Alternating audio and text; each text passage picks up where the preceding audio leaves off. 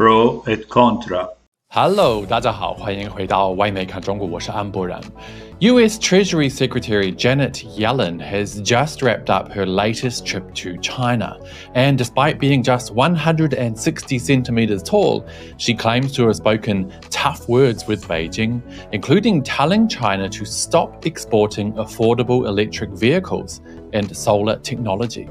Washington will not tolerate it, she claims to have said. But what about the environment? Does the US really care?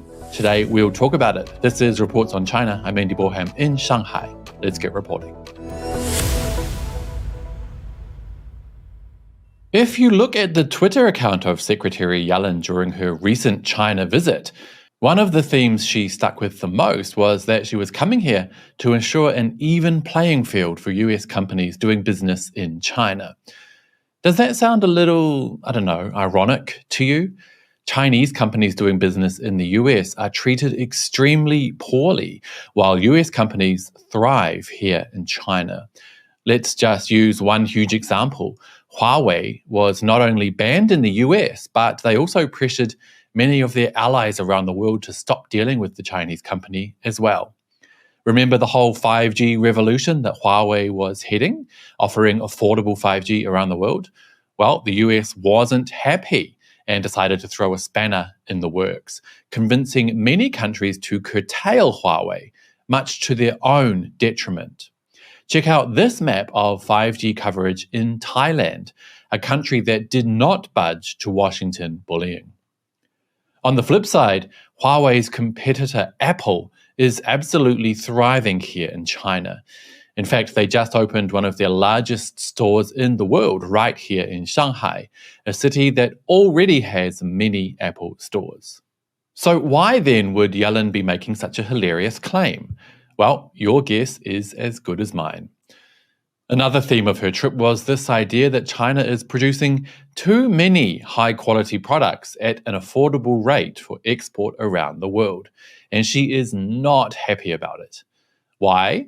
Because the US simply cannot compete. Isn't one of the fundamental tenets of capitalism this idea that the market gets to decide and that government should stay out of it as much as possible? So why then is Yellen, on behalf of Washington, trying to create artificial markets based on artificial supply and artificial prices?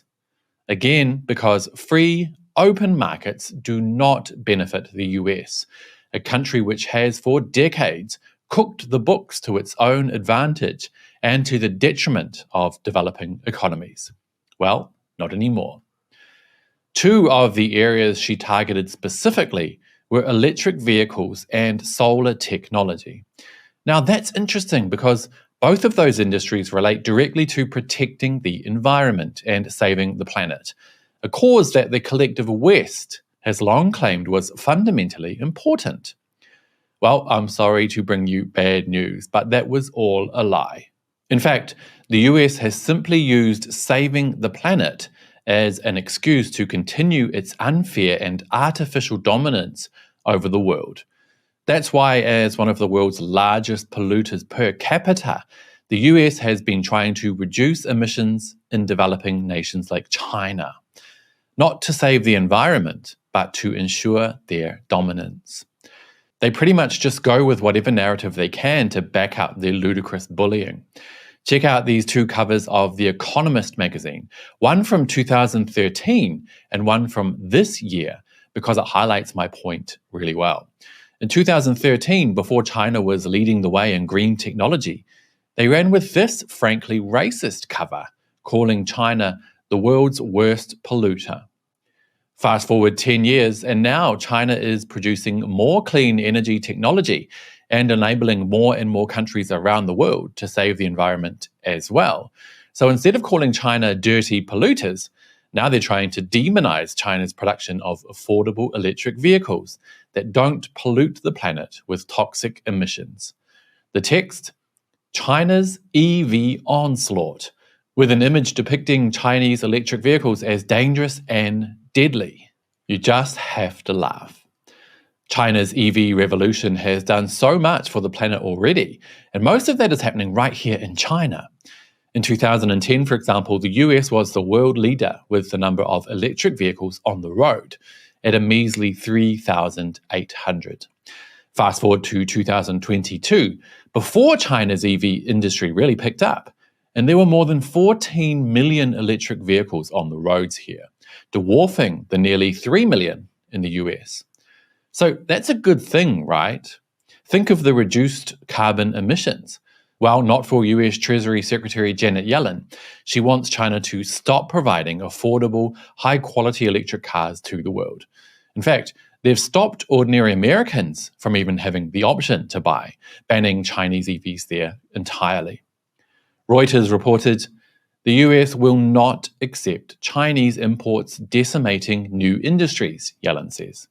US Treasury Secretary Janet Yellen warned China on Monday that Washington will not accept new industries being decimated by Chinese imports, as she wrapped up 4 days of meetings to press her case for Beijing to rein in excess industrial capacity. The article goes on to say that Yellen used her second trip to China in 9 months to complain that Beijing's overinvestment has built factory capacity far exceeding domestic demand, while fast-growing exports of these products threaten companies in the US and other countries.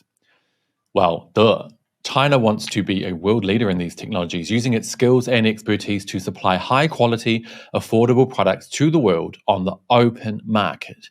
Isn't that what capitalism is all about? Well, not according to US Treasury Secretary Yellen, who claims, I've made it clear that President Biden and I will not accept that reality again.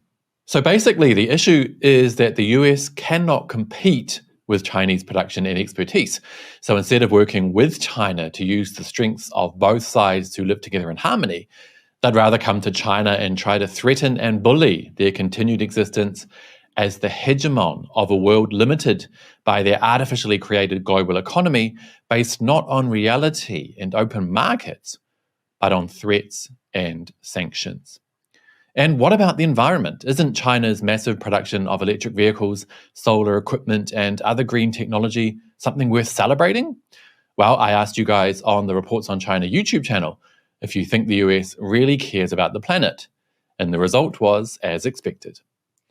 After thousands of votes, 99% of you said they do not. The US does not care about the environment.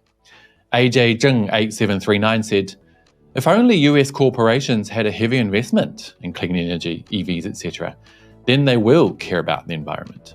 Poot She Whipped added, cough, Nord Stream 2, cough. So true. Remember the Nord Stream 2 explosion, which most people with a brain believe was spearheaded by Washington? Well, that led to one of the worst environmental disasters in recent history. Dave PSK asked, what's wrong with affordable EVs and solar panels? Do we have to buy expensive Western-controlled products only? Isn't this a free world and free markets? Don't make excuses and play rough when you can't compete. Touche. Thanks so much for your comments, guys. And on that note, that will be it for today. So do let me know down below what you think, and don't forget to hit like and subscribe if you haven't already. It really does help the channel. Thank you for watching, like and subscribe.